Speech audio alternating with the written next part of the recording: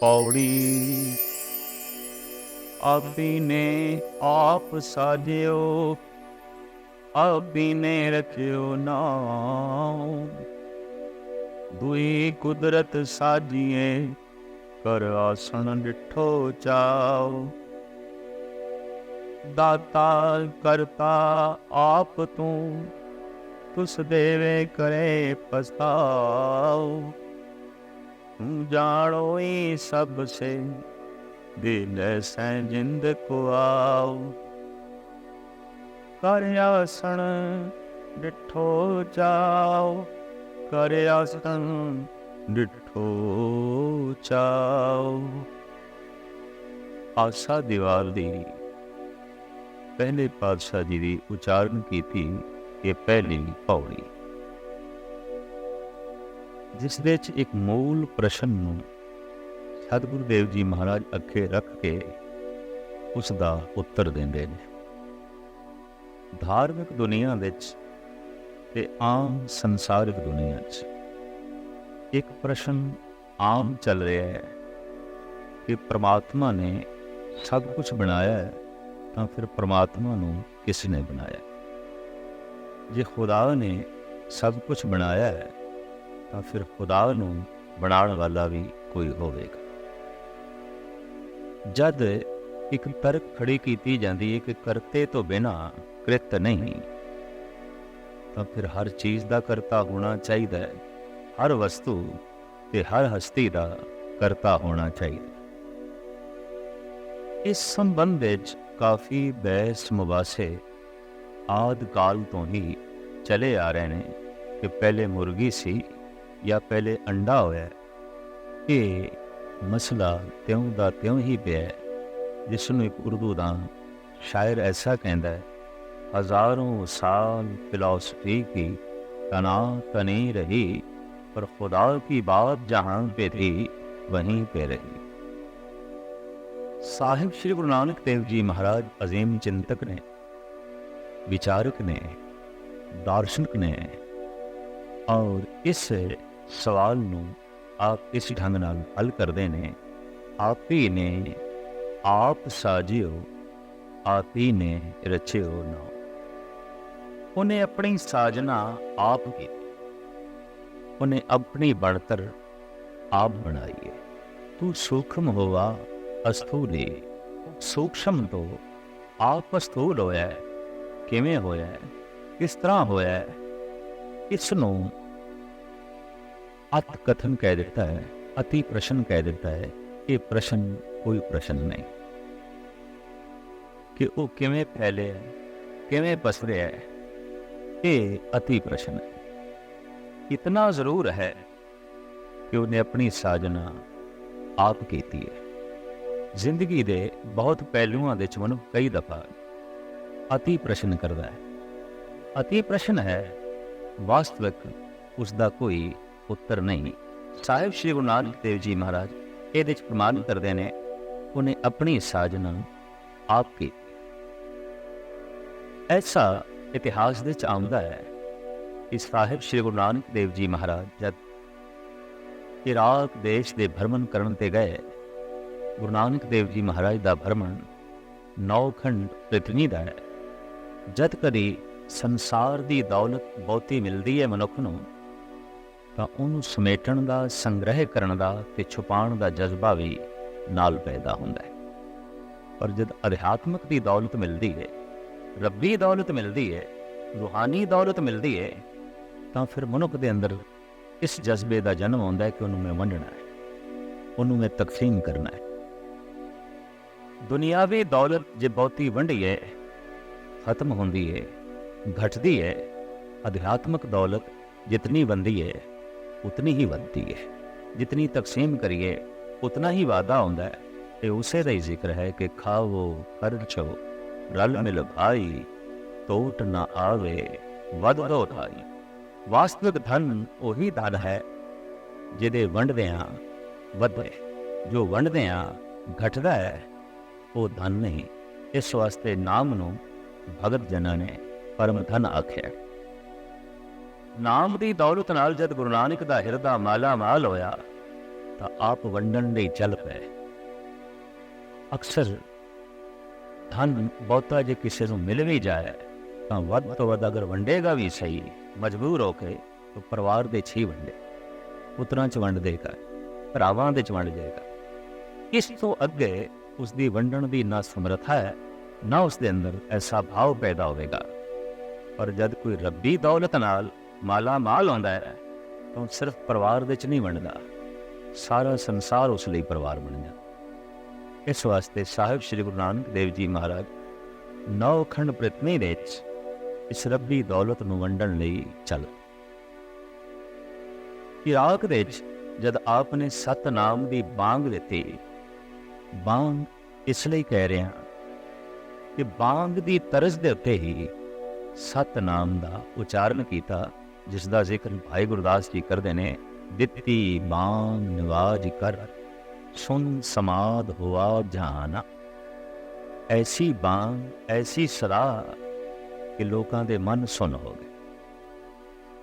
ਜਿੱਥੇ ਵਿਚਾਰ ਸ਼ਾਂਤ ਹੋ ਜਾਣ, ਪੁਰਨੇ ਰੁਕ ਜਾਣ, ਉਸ ਨੂੰ ਕਹਿੰਦੇ ਨੇ ਸੁੰਨ ਅਵਸਥਾ, ਸੁੰਨ ਸਮਾਂ।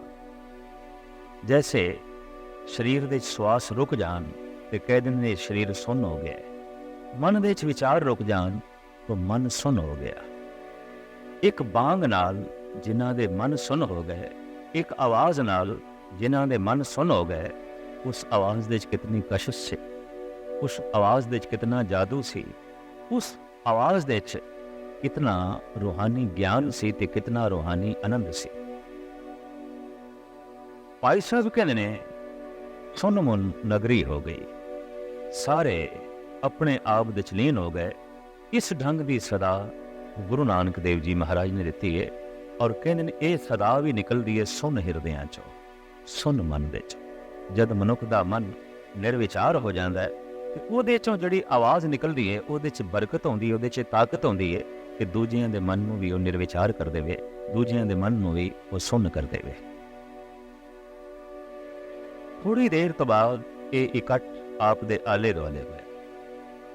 ਲੇਕਿਨ ਬਿਖ ਅੰਮ੍ਰਿਤ ਬਸੇ ਇੱਕ ਸੰਗਾ, ਜਿੱਥੇ ਅੰਮ੍ਰਿਤ ਹੁੰਦੀ ਹੈ, ਜਿੱਥੇ ਅੰਮ੍ਰਿਤ ਦੇ ਸਾਗਰ ਨੇ, ਉੱਥੇ ਜ਼ਹਿਰ ਵੀ ਹੁੰਦੀ ਹੈ। ਔਰ ਇਹ ਹਕੀਕਤ ਹੈ ਕਿ ਚੰਦਨ ਨੂੰ ਸੱਪ ਲਿਪਟੇ ਹੀ ਰਹਿੰਦੇ।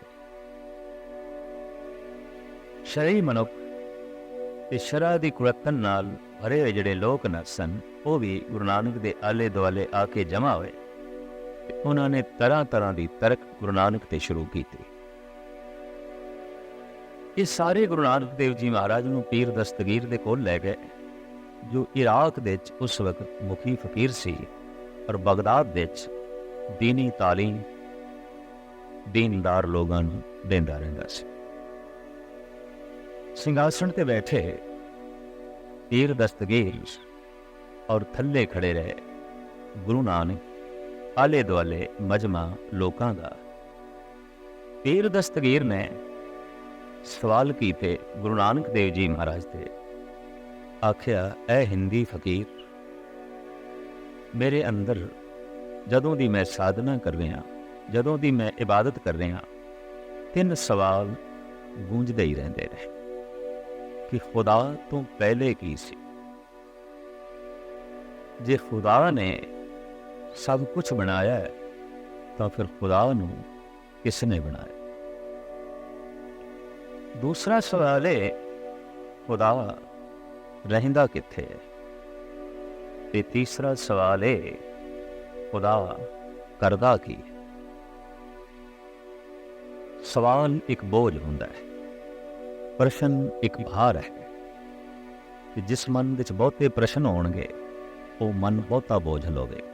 ਜਦ ਕੋਈ ਮਨੁੱਖ ਬਹੁਤਾ ਹੀ ਅੰਤਰਭਾਵ ਵਿੱਚ ਆਪਣੇ ਆਪ ਨੂੰ ਬੋਝਲ ਮਹਿਸੂਸ ਕਰੇ ਤਾਂ ਸਮਝ ਲੈਣਾ ਸਵਾਲਾਂ ਦੀ ਬਹੁਤੀ ਪੰਡ ਇਹ ਚੁੱਕੀ ਫਿਰ। ਸਿਰ ਦੇ ਉੱਤੇ ਬਹੁਤਾ ਭਾਰ ਹੋਵੇ ਤੇ ਚੱਲਣਾ ਔਖਾ ਹੋ ਜਾਂਦਾ ਹੈ। ਮਨ ਦੇ ਉੱਤੇ ਸਵਾਲਾਂ ਦਾ ਬਹੁਤ ਸਾਰਾ ਭਾਰ ਹੋਵੇ ਤਾਂ ਵੀ ਮਾਯੂਸੀ ਤੇ ਮੁਰਦਮੀ ਛਾ ਜਾਂਦੀ ਹੈ ਔਰ ਇਸ ਸਵਾਲਾਂ ਦਾ ਬੋਝ ਜਵਾਬਾਂ ਦੇ ਨਾਲ ਹੀ ਉਤਰਦਾ। ਪ੍ਰਸ਼ਨਾਂ ਦਾ ਬੋਝ ਉੱਤਰਾਂ ਦੇ ਨਾਲ ਹੀ ਉਤਰਦਾ ਹੈ। ਹਰ ਨਵਾਂ ਦਿਨ ਕਿਸੇ ਨਵੇਂ ਪ੍ਰਸ਼ਨ ਨੂੰ ਜਨਮ ਦਿੰਦਾ ਹੈ ਕਿ ਅਜੇ ਪੁਰਾਣੇ ਪ੍ਰਸ਼ਨ ਉਹਨਾਂ ਦਾ ਹੱਲ ਮਿਲਿਆ ਨਹੀਂ ਆਉਂਦਾ। ਨਵੇਂ ਪ੍ਰਸ਼ਨਾਂ ਦਾ ਬੋਝ ਹੋਰ ਵੱਧ ਜਾਂਦਾ ਹੈ। ਤੇ ਹੁੰਦਾ ਕੀ ਹੈ, ਸਹਿਜੇ ਸਹਿਜੇ ਮਨੁੱਖ ਪ੍ਰਸ਼ਨਾਂ ਦੇ ਬੋਝ ਥੱਲੇ ਹੀ ਦਬ ਕੇ ਰਹਿ ਜਾਂਦਾ ਹੈ। ਜ਼ਿੰਦਗੀ ਕੀ ਹੈ, ਜ਼ਿੰਦਗੀ ਕਿਉਂ ਹੈ, ਜ਼ਿੰਦਗੀ ਕਿੱਥੋਂ ਹੈ, ਇਸ ਤਰ੍ਹਾਂ ਦੇ ਪ੍ਰਸ਼ਨ ਔਰ ਇਸ ਦੇ ਨਾਲ ਮਿਲਦੇ ਜੁਲਦੇ ਹੋਰ ਹਜ਼ਾਰਾਂ ਪ੍ਰਸ਼ਨ, ਇਹਨਾਂ ਦੇ 'ਚ ਦਬੀ ਹੋਈ ਹੈ ਮਨੁੱਖ ਦੀ ਜ਼ਿੰਦਗੀ, ਮਨੁੱਖ ਦਾ ਇਹ ਜੀਵਨ। ਪੀਰ ਦਸਤਗੀਰ ਨੇ ਵੀ ਇਹ ਪ੍ਰਸ਼ਨ ਗੁਰੂ ਨਾਨਕ ਦੇਵ ਜੀ ਮਹਾਰਾਜ ਦੇ ਅੱਗੋਂ ਰੱਖੇ ਕਿ ਇੱਕ ਪ੍ਰਸ਼ਨ ਮੈਨੂੰ ਬੜਾ ਬੋਝਲ ਲੱਗਾ, ਇੱਕ ਪ੍ਰਸ਼ਨ ਮੈਨੂੰ ਬਹੁਤ ਭਾਰੂ ਕਰੀ ਬੈਠਾ। ਅਕਸਰ ਦੇਖਿਆ ਗਿਆ ਕਿ ਮਨੁੱਖ ਕਹਿ ਦਿੰਦਾ, ਅੱਜ ਮੈਂ ਬੜਾ ਬੋਝਲ ਬੈਠਾ, ਅੱਜ ਮੈਂ ਬੜਾ ਭਾਰੂ ਬੈਠਾ। ਭਾਰ ਕੀ ਹੈ? ਇੱਕ ਵਿਚਾਰ ਦਾ।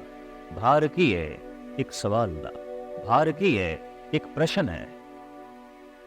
व्यापारिक दुनिया के अपने प्रश्न, राजनीतिक दुनिया के अपने प्रश्न, समाजिक दुनिया के अपने सवाल, ते धार्मिक दुनिया की अपनी जो है समस्या। पीर दस्तगीर ने कहा कि यह प्रश्न जो मैनू बार बार बोझल करता है वो है कि खुदा तो पहले की सी और खुदा नू किसने बनाया। जे सब कुछ खुदा ने बनाया है तो जे इस तर्क नू प्रबल मन लईए तो फिर खुदा नू बनाने वाला भी कोई होना चाहिए। दूसरा, आया खुदा रहिंदा किथे? ये प्रश्न भी क्यों उठता है कि दुनिया भर की मुख्तलिफ धार्मिक किताबां विच ते धार्मिक लोगों की जबानां तो निकले हुए बोलों विच ये आख्या गया है कि खुदा पताल विच है, सतवें आसमान विच है, बैकुंठ विच है, जन्नत विच है, कैलाश पर्वत विच है। वरस के इस तरह के अनेका तरह के सवाल ने, उन्हां दा ये जवाब है कि लभो अगर खुदा नू तो सतवें आसमान ते लभो। मैं थोड़े दिन होए एक लतीफा पढ़ रहा सी। खुदा बहुत चिंता, खुदा चिंता, रब चिंता, ऐसा ही एक विचारक ने खुदा के बारे लिखे। देवते फरिश्तियां दा इकट्ठ परमात्मा के आले दुआले होया, खुदा के आले दुआले होया ते देवतियां ने पूछया, भगवान चिंता केड़ी गल दी? चिंता इस गल दी है कि मनुख की पहुँच बहुत वध गई है ते मैं सोचदा मैं कित्थे रवां, क्योंकि जिथे मनुख पहुँचेगा, मनुख की पहुँच ने हर थां नूं नरक बनाना है। क्योंकि अज तक जिथे जिथे मनुख पहुँचे है उन्हें नरक नूं जन्म दिता है, और जिथे जिथे मौजूद है उत्थे उत्थे नरक ही है। इस वास्ते मनुख ने भी मान लिया है कि स्वर्ग किसी होर थां ते होवेगा, किसी उच्ची थां ते होवेगा।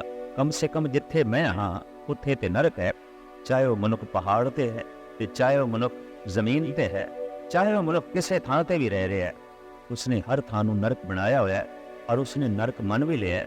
इस वास्ते स्वर्ग की कल्पना वो किधरे सतवें आसमान पर कर बैठता है, या सतवें पताल विच कर बैठता है, या कैलाश पर्वत पर कर बैठता है, या किसी होर गैबी थां ते। परमात्मा का यह प्रश्न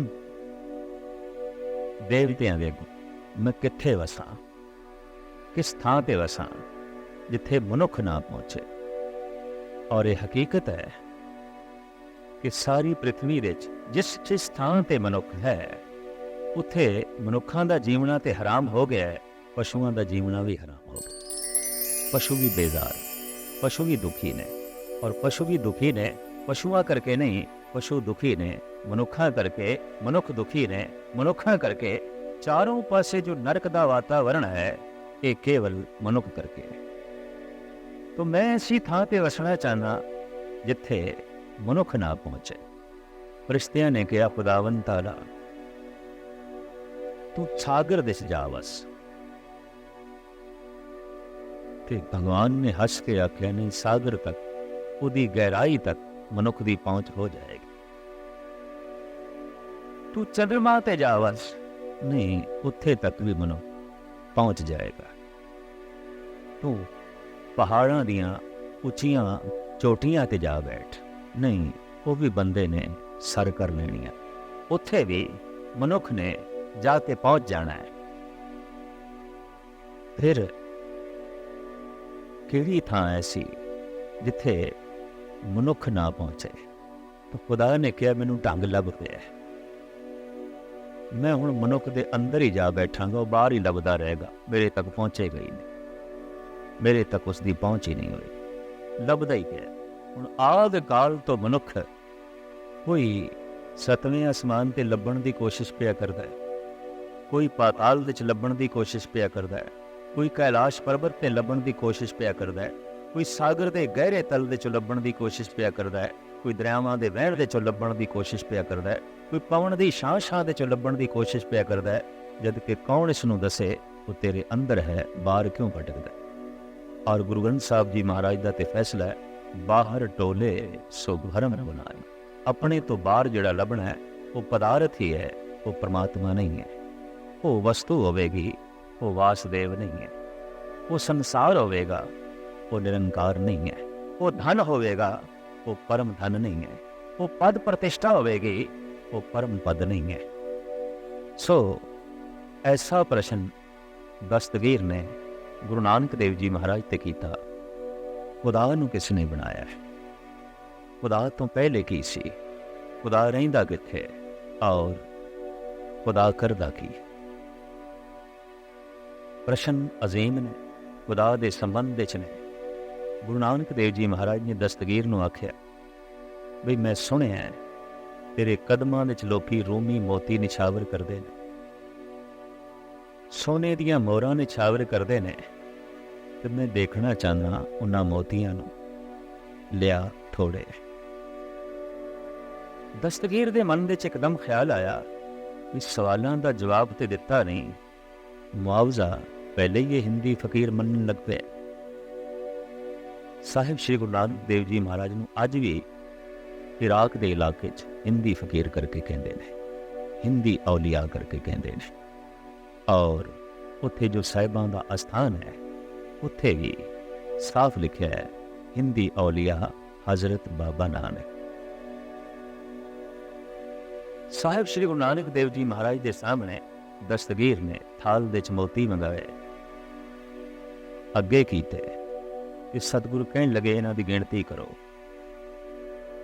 ਦਸਤਗੀਰ ਹੈਰਾਨ ਹੋਇਆ, ਲੇਕਿਨ ਗਿਣਤੀ ਉਸਨੇ ਆਰੰਭ ਕੀਤੀ, 1 2 3 4 ਤੇ ਜੈਸੇ ਪਹੁੰਚੇ ਸਤਿਗੁਰੂ ਨੇ ਬਾਂਹ ਪਕੜ ਲਈ, ਆਖਿਆ ਫਕੀਰ ਤੈਨੂੰ ਹਿਸਾਬ ਕਿਤਾਬ ਨਹੀਂ ਆਉਂਦਾ, ਤੇ ਹਿਸਾਬ ਕਿਤਾਬ ਦੇ ਮਾਮਲੇ 'ਚ ਤੂੰ ਬਹੁਤ ਕਮਜ਼ੋਰ ਹੈ, ਤੈਨੂੰ ਗਿਣਤੀ ਨਹੀਂ ਆਉਂਦੀ। ਦਸਤਗੀਰ ਕਹਿੰਦਾ ਮਹਾਰਾਜ ਗਿਣੇ ਤੇ ਮੈਂ 4 ਹੀ ਨੇ। ਸਤਿਗੁਰੂ ਕਹਿਣ ਲੱਗੇ ਹਾਂ ਇਹਨਾਂ 4 'ਚ ਹੀ ਤੋਂ ਬੋਲ ਕਰ ਗਿਆ, ਫਿਰ ਗਿਣਤੀ ਕਰ। ਉਹਨੇ ਫਿਰ ਗਿਣਤੀ ਆਰੰਭ ਕੀਤੀ, 1 2 3 4। ਸਤਿਗੁਰੂ ਨੇ ਫਿਰ ਬਾਂਹ ਪਕੜ ਲਈ, ਗਿਣਤੀ ਫਿਰ ਗਲਤ ਹੋ ਗਈ, ਫਿਰ ਤੋਂ ਭੁੱਲ ਗਏ, ਫਿਰ ਆਰੰਭ ਕਰ। ਅਤ ਕੀ ਔਖਾ ਹੋ ਕੇ ਦਸਤਗੀਰ ਕਹਿੰਦਾ ਹੈ ਮਹਾਰਾਜ ਹੁਣ ਮੈਂ ਜਿੱਥੇ ਭੁੱਲਾਂ ਉੱਥੇ ਹੀ ਤੁਸੀਂ ਮੇਰੀ ਬਾਂਹ ਪਕੜਨਾ, ਮੈਂ ਕਿਹੜੀ ਥਾਂ ਤੇ ਬੋਲਣਾ ਉਸ ਥਾਂ ਦਾ ਮੈਨੂੰ ਪਤਾ ਚੱਲੇ। ਸਤਿਗੁਰੂ ਕਹਿਣ ਲੱਗੇ ਠੀਕ। ਜੈਸੇ ਦਸਤਗੀਰ ਨੇ ਗਿਣਤੀ ਆਰੰਭ ਕੀਤੀ 1, ਇੱਥੇ ਹੀ ਸਤਿਗੁਰੂ ਨੇ ਪਕੜ ਆਖਿਆ ਨਹੀਂ ਗਿਣਤੀ 1 ਤੋਂ ਪਹਿਲੇ ਆਰੰਭ ਕਰ। 1 ਤੋਂ ਕਿਉਂ ਆਰੰਭ ਕਰ? ਗਿਣਤੀ 1 ਤੋਂ ਪਹਿਲੇ ਸ਼ੁਰੂ ਕਰ। 1 ਤੋਂ ਕਿਉਂ ਸ਼ੁਰੂ ਕਰਦਾ ਹੈ? ਤਾਂ ਦਸਤਗੀਰ ਕਹਿਣ ਲੱਗਾ ਮਹਾਰਾਜ ਇਹ ਤੇ ਹੈਰਾਨਗੀ ਦੀ ਗੱਲ, ਐਸੇ ਕਿਸ ਤਰ੍ਹਾਂ ਹੋ ਸਕਦਾ ਹੈ? 1 ਤੋਂ ਪਹਿਲੇ ਤੇ ਕੁਛ ਵੀ ਨਹੀਂ, ਗਿਣਤੀ ਤੇ 1 ਤੋਂ ਹੀ ਆਰੰਭ ਕਰਨੀ ਪਏਗੀ। ਤਾਂ ਗੁਰੂ ਨਾਨਕ ਦੇਵ ਜੀ ਮਹਾਰਾਜ ਕਹਿਣ ਲੱਗੇ ਖੁਦਾ ਤੋਂ ਪਹਿਲੇ ਕੁਛ ਵੀ ਨਹੀਂ, ਸਾਰੇ ਪਸਾਰੇ ਦੀ ਹੋਂਦ ਖੁਦਾ ਤੋਂ ਹੀ ਸ਼ੁਰੂ ਹੁੰਦੀ ਹੈ। ਖੁਦਾ ਮੂਲ ਹੈ, ਏਕਾ ਮੂਲ ਹੈ। ਇਸ ਵਾਸਤੇ ਗੁਰੂ ਨਾਨਕ ਦਾ ਕਲਾਮ 1 ਤੋਂ ਸ਼ੁਰੂ ਹੁੰਦਾ ਹੈ। ਗੁਰੂ ਗ੍ਰੰਥ ਸਾਹਿਬ ਜੀ ਮਹਾਰਾਜ ਦਾ ਪਹਿਲਾ ਅਕਸ਼ਰ 1 ਹੈ, ਤੇ ਗੁਰੂ ਗ੍ਰੰਥ ਸਾਹਿਬ ਜੀ ਮਹਾਰਾਜ ਦੀ ਸਾਰੀ ਬਾਣੀ ਉਸ 1 ਦੀ ਪਰਿਕਰਮਾ ਕਰਦੀ ਹੈ ਜੋ ਗੁਰੂ ਗ੍ਰੰਥ ਸਾਹਿਬ ਜੀ ਮਹਾਰਾਜ ਦੇ ਮੂਲ ਵਿੱਚ ਹੈ। ਗੁਰੂ ਗ੍ਰੰਥ ਸਾਹਿਬ ਦੀ ਬਾਣੀ 1 ਓੰਕਾਰ ਏਕੇ ਤੋਂ ਸ਼ੁਰੂ ਹੁੰਦੀ ਹੈ, 1 ਤੋਂ ਆਰੰਭ ਹੁੰਦੀ ਹੈ। ਇਹ 1 ਜਗਤ ਦਾ ਮੂਲ ਹੈ, ਇਹ 1 ਜਗਤ ਦੀ ਬੁਨਿਆਦ। ਦਸਤਗੀਰ ਨੂੰ ਤਸੱਲੀ ਹੋਈ, ਮਨ ਨੂੰ ਢਾਰਸ ਮਿਲੀ, ਕਿਸੇ ਅਨੁਭਵੀ ਪੁਰਸ਼ ਔਰ ਰੰਗੀ ਹੋਈ ਆਤਮਾ ਤੋਂ ਸਵਾਲਾਂ ਦਾ ਜਵਾਬ ਮਿਲਿਆ, ਤੇ ਸਵਾਲਾਂ ਦਾ ਬੋਝ ਹਿਰਦੇ ਤੋਂ ਉਤਰਿਆ, ਦੂਜਾ ਸਵਾਲ ਅੱਗੋਂ ਰੱਖ ਦਿੱਤਾ। ਮਹਾਰਾਜ, ਐਸਾ ਜਿਹੜਾ ਖੁਦਾ ਹੈ, ਜੋ ਜਗਤ ਦਾ ਮੂਲ ਹੈ, ਸੰਸਾਰ ਦਾ ਮੂਲ ਹੈ, ਰਹਿੰਦਾ ਕਿੱਥੇ? ਕਿੱਥੇ ਤਲਾਸ਼ ਕਰੀਏ? ਕਿਉਂਕਿ ਇਸਲਾਮੀ ਜਗਤ ਵਿੱਚ ਆਮ ਕਲਪਨਾ ਹੈ ਕਿ ਉਹ 7ਵੇਂ ਆਸਮਾਨ, ਔਰ ਸਾਡੇ ਦੇਸ਼ ਦੇ ਵਿੱਚ ਵੀ ਮੁਖਤਲਿਫ ਇਸ ਸੰਬੰਧ ਵਿੱਚ ਰਾਵਾਂ ਨੇ। ਸਤਿਗੁਰੂ ਕਹਿਣ ਲੱਗੇ, ਅਤਕੀ ਤੂੰ ਦੁੱਧ ਦਾ ਭਰਿਆ ਹੋਇਆ ਇੱਕ ਜਾਮ ਮੰਗਾ। ਤੋ ਕਟੋਰਾ ਦੁੱਧ ਦਾ ਭਰਿਆ ਹੋਇਆ ਆ ਗਿਆ। ਸਤਿਗੁਰੂ ਗੌਰ ਨਾਲ ਵੇਖਦੇ ਨੇ ਤੇ ਕਹਿੰਦੇ ਨੇ, ਫਕੀਰ ਸਾਈਂ, ਇਸ ਦੇ 'ਚ ਕੁਝ ਹੈ। ਘਬਰਾ ਗਏ। ਦਸਤਗੀਰ, ਐਸਾ ਤੇ ਨਹੀਂ ਮੇਰੇ ਖਲੀਫਿਆਂ ਨੇ, ਮੇਰੇ ਚੇਲਿਆਂ ਨੇ ਕੁਝ ਵਿੱਚੇ ਪਾ ਦਿੱਤਾ? ਗੌਰ ਦੇ ਨਾਲ ਜਦ ਵੇਖਦੇ ਨੇ ਦਸਤਗੀਰ ਤੇ ਕਹਿੰਦੇ ਨੇ, ਇਹ ਹਿੰਦੀ ਫਕੀਰ ਬਾਬਾ ਨਾਨਕ, ਇਹਦੇ 'ਚ ਕੁਛ ਵੀ ਨਹੀਂ, ਇਹ ਪਾਕ ਸ਼ੀਰ ਹੈ, ਇਹ ਪਵਿੱਤਰ ਦੁੱਧ ਹੈ।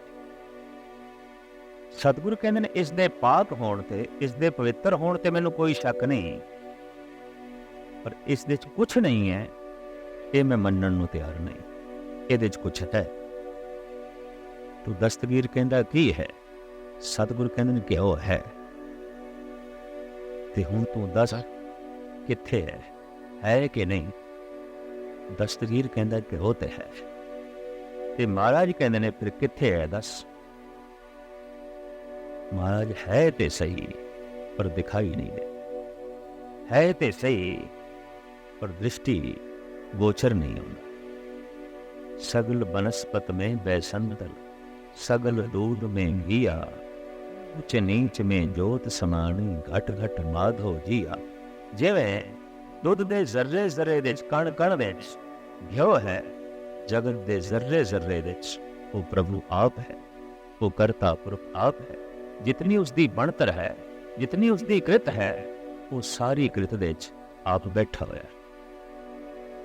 फिर दस्तगीर ने प्रश्न किया, महाराज, ऐसा जिहड़ा परमात्मा इतना शक्तिशाली, वो करदा की? उहदा धंधा की? उहदा कम की है? आखिर शक्ति दा वे, शक्ति दा कम है कुछ करना, उहदा धंधा की है? आखिर उसकी कोई कृत भी होवेगी, आखिर उसका कोई धंधा भी होवेगा, सारियां विच बैठ के वो की करदा है? सतगुरु कहते ने, दस्तगीर, तेरे सवाल बहुत सारे ने कि तू ऐसे सवाल करता जाएगा, मैं जवाब देंदा जावांगा, पर मैं हुण सोचदा पिया तू खुदा दी तौहीन कर रहे हैं।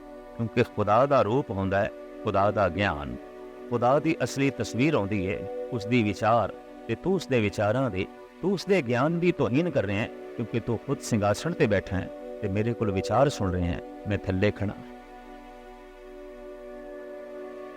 दस्तगीर दा मन काफी पिघल चुकिया सी। कहने लगा, फिर महाराज मैं की करा? सतगुरु कहने लगे, फिर तू ओही कर जो कुछ तेनू करना चाहिए। तू थल्ले आके बैठ, मैं सिंघासन ते बैठांगा, और सिंघासन ते बैठ के मैं तेनू सवालों का जवाब दें, जो नियम है, जो विधान है। दस्तगीर ने सोचा, सौदा सस्ता ही है, एकदम थल्ले आन बैठा, और सतगुरु सिंघासन ते जा बैठे। बैठते आई आप ते विस्मात तारी हो गए, आप हलूल कर गए, आप समाधि लीन हो गए। थल्ले बैठा दस्तगीर कहता है, महाराज छेती दसो, खुदा करदा की है? मुस्कुराते हुए गुरु नानक ने नेत्र खोले, आख्या, दस्तगीर, खुदा यही कुछ करता है, जो सिंघासन ते बैठा होंदा है उन्होंने थल्ले ला छड़दा है, जो थल्ले होंदा है उन्होंने सिंघासन ते बिठा देंदा। छिन में रंग राव को करे, राव रंग कर डारे, रीते भरे भरे सख नावे, ये तां को व्यवहार है। गुरु तेग बहादुर साहब जी महाराज कहते हैं, उसका व्यवहार है, ये उसका धंधा है। खालियां नूं भर देंदा है, भरियां नूं खाली कर देंदा है। हासे दे च रोना पा देंदा है, रोने दे च हासा पा देंदा है। जिंदगी दे च मौत पा देंदा है, फिर मौत दे च जिंदगी पा देंदा है। नफे दे च नुकसान पा देंदा है, नुकसान दे च फिर नफा पा देंदा है। इज्जत दे च बेइज्जती नूं जन्म दे देंदा है, और फिर बेइज्जती दे च इज्जत पैदा हो जाती है। इस ढंग का यह उस प्रभु का धंधा है। खालियां नूं भरना, भरियां नूं खाली कर देना, फिर भर देना, फिर खाली कर देना। ये उस प्रभु की एक लीला है, ਇਹ ਉਸ ਪ੍ਰਭੂ ਦਾ ਇੱਕ ਧੰਦਾ ਹੈ, ਇਹ ਉਸ ਪ੍ਰਭੂ ਦਾ ਇੱਕ ਕੰਮ ਹੈ। ਦਸਤਗੀਰ ਗੁਰੂ ਨਾਨਕ ਦੇ ਪੈਰੀ ਆ ਕੇ ਪਿਆ। ਜਿਸ ਸਿੰਘਾਸਣ ਤੇ ਦਸਤਗੀਰ ਨੇ ਬਿਠਾਇਆ, ਇਹ ਅਮਰ ਸਿੰਘਾਸਣ ਅੱਜ ਤੱਕ ਵੀ ਬਣਿਆ ਹੈ, ਔਰ ਉਸ ਦੇ ਉੱਤੇ ਬਕਾਇਦਾ ਉਸ ਦਸਤਗੀਰ ਨੇ ਇੱਕ ਤਖਤੀ ਲਗਵਾਈ ਸੀ ਉਸ ਜ਼ਮਾਨੇ ਵਿੱਚ, ਜੋ ਅੱਜ ਤੱਕ ਵੀ ਲੱਗੀ ਹੋਈ ਹੈ। ਮੋਟੇ ਹਰੂਫ ਦੇ ਉੱਤੇ ਲਿਖਿਆ ਹੋਇਆ ਹੈ, ਰੱਬੁਲ ਮਜੀਦ ਹਜ਼ਰਤ ਬਾਬਾ ਨਾਨਕ। ਥੱਲੇ 4 ਬਾਰੀਕ ਲਾਈਨਾਂ ਨੇ ਪੁਰਾਣੀ ਅਰਬੀ ਵਿੱਚ, ਜਿਸ ਦਾ ਤਰਜਮਾ ਇਸ ਢੰਗ ਨਾਲ ਕਰਵਾਇਆ ਗਿਆ ਹੈ ਕਿ ਰੱਬੁਲ ਮਜੀਦ ਹਜ਼ਰਤ ਬਾਬਾ ਨਾਨਕ ਇੱਥੇ ਆਏ। ਉਹਨਾਂ ਦੇ ਆਉਣ ਦੇ ਨਾਲ ਆਬੇ ਹਯਾਤ ਦਾ ਚਸ਼ਮਾ ਫੁੱਟਿਆ, ਜਿਹਦੇ ਨਾਲ ਅਰਬ ਦੀ ਤਪਦੀ ਹੋਈ ਜ਼ਮੀਨ ਵੀ ਸਰਸਬਜ਼ ਹੋਈ। ਔਰ ਇਹ ਯਾਦਗਾਰੀ ਅਸਥਾਨ ਬੜੇ ਸ਼ਾਨੋ ਸ਼ੌਕਤ ਦੇ ਨਾਲ ਬਗਦਾਦ ਰੇਲਵੇ ਸਟੇਸ਼ਨ ਦੇ ਕੋਲ ਮੌਜੂਦ। ਸਾਹਿਬ ਸ੍ਰੀ ਗੁਰੂ ਨਾਨਕ ਦੇਵ ਜੀ ਮਹਾਰਾਜ ਸਾਰੀ ਪ੍ਰਿਥਵੀ ਦੇ ਵਿੱਚ ਭਰਮਣ ਕਰਦੇ ਹੋਇਆ ਇਸ ਢੰਗ ਦੇ ਪ੍ਰਸ਼ਨ, ਇਸ ਢੰਗ ਦੇ ਜੋ ਸਵਾਲ ਸਨ, ਉਹਨਾਂ ਦਾ ਜਵਾਬ ਦਿੰਦੇ ਰਹੇ। ਚਾਹੇ ਉਹ ਸਵਾਲ ਯੋਗੀ ਕਰਨ, ਚਾਹੇ ਹਰਿਦੁਆਰ ਦੇ ਬ੍ਰਾਹਮਣ ਕਰਨ, ਚਾਹੇ ਬਨਾਰਸ ਦੇ ਪ੍ਰੋਹਤ ਕਰਨ, ਚਾਹੇ ਮੱਕੇ ਦੇ ਹਾਜੀ ਕਰਨ, ਚਾਹੇ ਬਗਦਾਦ ਦੇ ਪੀਰ ਕਰਨ, ਗੁਰੂ ਨਾਨਕ ਦੇਵ ਜੀ ਮਹਾਰਾਜ ਕੋਲ ਹਰ ਬਸ਼ਰ ਲਈ ਜਵਾਬ ਮੌਜੂਦ ਹੈ, ਔਰ ਆਪ ਜਵਾਬ ਦਿੰਦੇ ਗਏ। ਸਾਹਿਬ ਅੱਜ ਦੀ ਇਸ ਪਾਵਨ ਪਵਿੱਤਰ ਪੌੜੀ ਦੇ ਵਿੱਚ ਪ੍ਰਮਾਣ ਕਰ ਰਹੇ ਨੇ ਕਿ ਉਸ ਪਰਿਪੂਰਨ ਪਰਮਾਤਮਾ ਨੇ ਆਪਣੀ ਸਾਜਨਾ ਆਪ ਕੀਤੀ ਹੈ। ਉਸ ਦੀ ਸਾਜਨਾ ਕਿਸੇ ਦੂਸਰੇ ਤੀਸਰੇ ਨੇ ਨਹੀਂ ਕੀਤੀ। ਆਪ ਹੀ ਨੇ ਆਪ ਸਾਜਿਓ, ਆਪ ਹੀ ਨੇ ਰਚਿਓ ਨਾ। ਉਹਨੇ ਆਪਣੀ ਹਸਤੀ ਆਪ ਹੀ ਰਚੀ, ਉਹਨੇ ਆਪਣੀ ਬਣਤਰ ਆਪ ਹੀ ਬਣਾਈ ਹੈ, ਉਹਨੇ ਆਪਣੀ ਤਾਕਤ ਆਪ ਹੀ ਪ੍ਰਗਟਾਈ ਹੈ। ਦੁਈ ਕੁਦਰਤ ਸਾਜੀਏ ਕਰ ਆਸਣ ਡਿਠੋ ਚਾਓ। ਦੂਜਾ, ਉਸਨੇ ਸੂਖਸ਼ਮ ਤੋਂ ਆਪਣੇ ਆਪ ਨੂੰ ਅਸਥੂਲ ਕੀਤਾ ਹੈ। ਕੁਦਰਤ, ਕਲਾ, ਇਹ ਪ੍ਰਕਿਰਤੀ, ਇਹਦੀ ਸਾਜਣਾ ਕਰਕੇ ਤੇ ਇਹਦੇ 'ਚ ਆਪ ਬੈਠ ਕੇ ਇਹਨੂੰ ਆਪਣਾ ਆਸਣ ਬਣਾ ਕੇ ਤੇ ਵੇਖਦਾ ਹੈ ਚਾਉ। ਰੇਤ ਦੇ ਜ਼ਰਰੇ 'ਚ ਵੀ ਬੈਠਾ ਹੈ, ਸੂਰਜ ਦੀਆਂ ਕਿਰਨਾਂ ਵਿੱਚ ਵੀ ਬੈਠਾ ਹੈ, ਸਾਗਰ ਦੀਆਂ ਲਹਿਰਾਂ ਵਿੱਚ ਵੀ ਬੈਠਾ ਹੈ, ਪਹਾੜਾਂ ਦੀ ਬਰਫਾਨੀ ਚੋਟੀਆਂ 'ਚ ਵੀ ਬੈਠਾ ਹੈ, ਕੀੜੇ ਵਿੱਚ ਵੀ ਬੈਠਾ ਹੈ, ਹਾਥੀ ਵਿੱਚ ਵੀ ਬੈਠਾ ਹੈ। ਹਾਥੀ ਕੀਟੀ ਤ੍ਰਿਲੋ ਆਦਮ ਏਕ ਅਖੰਡ ਬਸੇ ਅਨਾਦਮ। ਇਹ ਸਾਰੇ ਉਸ ਦਾ ਆਸਣ ਨੇ। ਹਰ ਆਸਣ ਤੇ ਉਹ ਬੈਠਾ ਹੈ, ਚਾਹੇ ਰੇਤ ਦੇ ਜ਼ਰਿਆਂ ਦਾ ਆਸਣ ਹੈ ਤੇ ਚਾਹੇ ਸੂਰਜ ਦੀਆਂ ਕਿਰਨਾਂ ਦਾ ਆਸਣ ਹੈ, ਚਾਹੇ ਪਹਾੜਾਂ ਦੀਆਂ ਚੋਟੀਆਂ ਦਾ ਆਸਣ ਹੈ ਤੇ ਚਾਹੇ ਸਾਗਰ ਦੀਆਂ ਲਹਿਰਾਂ ਦਾ ਆਸਣ ਹੈ। ਇਹ ਹਰ ਆਸਣ ਦੇ ਉੱਤੇ ਬਿਰਾਜਮਾਨ ਹੈ ਤੇ ਬੜੇ ਚਾਅ ਨਾਲ ਬਿਰਾਜਮਾਨ ਹੈ। ਦਾਤਾ ਕਰਤਾ ਆਪ ਤੂੰ, ਤੁਸ ਦੇ ਕਰੇ ਪਸਾਓ। ਤੂੰ ਜਿੱਥੇ ਇਸ ਸਭ ਕੁਛ ਦਾ ਕਰਤਾ ਹੈ, हे ਪ੍ਰਭੂ ਤੂੰ ਸਭ ਕੁਛ ਦਾ ਦਾਤਾ ਵੀ ਹੈ। ਤੂੰ ਉੱਠ ਕੇ ਪ੍ਰਸੰਨ ਹੋ ਕੇ ਤੂੰ ਹਰ ਜੀਵ ਨੂੰ ਖੁਸ਼ ਕਰਦਾ ਹੈ, ਉਹਨੂੰ ਮਨ ਮਰਜ਼ੀ ਦੇ ਮੁਤਾਬਕ ਉਹਨੂੰ ਵਸਤੂ ਦੇਣਾ ਹੈ। ਐਸਾ ਤੂੰ ਦਾਤਾ ਹੈ, ਐਸਾ ਤੂੰ ਕਰਤਾ ਹੈ। ਤੂੰ ਜਾਣੋ ਹੀ ਸਭ ਸੇ ਦੇ ਲੈਸੇ ਜਿੰਦ ਕੋ ਆਓ।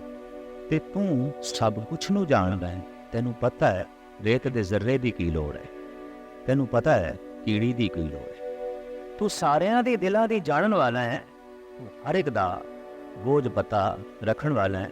ਤੈਨੂੰ ਕਿਸੇ ਦਾ ਠਿਕਾਣਾ ਪਤਾ ਪੁੱਛਣ ਦੀ ਲੋੜ ਨਹੀਂ, ਕਿਉਂਕਿ ਤੂੰ ਸਭ ਨਾਲ ਸੰਬੰਧ ਜੋੜੀ ਬੈਠਾ ਹੈ ਤੇ ਤੂੰ ਸਭ ਕੁਛ ਨੂੰ ਜਾਣਦਾ ਹੈ। ਤੂੰ ਜਾਣੋ ਹੀ ਸਭ ਸੇ ਦੇ ਲੈਸੇ ਜਿੰਦ ਕੋ ਆਓ। ਔਰ ਆਵਾਜ਼ ਮਾਰ ਕੇ ਇੱਕ ਦਿਨ ਦਿੱਤੀ ਹੋਈ ਜਿੰਦ ਤੂੰ ਲੈ ਲੈਣਾ, ਵਾਪਸ ਕਰ ਲੈਣਾ। ਕਰ ਆਸਣ ਡਿਠੋ ਚਾਓ। ਜਿੰਦ ਦੇ ਵਿੱਚ ਵੀ ਬੈਠ ਕੇ ਔਰ ਸਰੀਰ ਦੇ ਵਿੱਚ ਵੀ ਬੈਠ ਕੇ ਤੂੰ ਚਾਓ ਨਾਲ ਜਗਤ ਨੂੰ ਵੇਖਦਾ, ਜਿੰਦ ਨੂੰ ਵੇਖਦਾ, ਸਰੀਰ ਨੂੰ ਵੇਖਦਾ, ਜ਼ਰਿਆਂ ਨੂੰ ਵੇਖਦਾ, ਸਾਗਰ ਨੂੰ ਵੇਖਦਾ, ਆਪਣੀ ਸਾਜੀ ਹੋਈ ਕੁਦਰਤ ਨੂੰ ਵੇਖਦਾ ਹੈ, ਪ੍ਰਕਿਰਤੀ ਨੂੰ ਵੇਖਦਾ ਹੈ। ਹਰ ਆਸਣ ਦੇ ਉੱਤੇ ਤੂੰ ਬਿਰਾਜਮਾਨ ਹੈ। ਪਰ ਇਸ ਤਰੀਕੇ ਨਾਲ ਸਤਿਗੁਰੂ ਦੇਵ ਜੀ ਮਹਾਰਾਜ ਇਸ ਪੌੜੀ 'ਚ ਪ੍ਰਮਾਣ ਕਰਦੇ ਨੇ ਕਿ ਸਭ ਕੁਛ ਉਸ ਦੀ ਆਪਣੀ ਸਾਜਨਾ ਹੈ, ਔਰ ਆਪਣੇ ਆਪ ਦੀ ਵੀ ਉਸਨੇ ਹੀ ਸਾਜਨਾ ਕੀਤੀ ਹੈ। ਇਸ ਨੇ ਆਪਣੀ ਸਾਜਨਾ ਆਪ ਕੀਤੀ।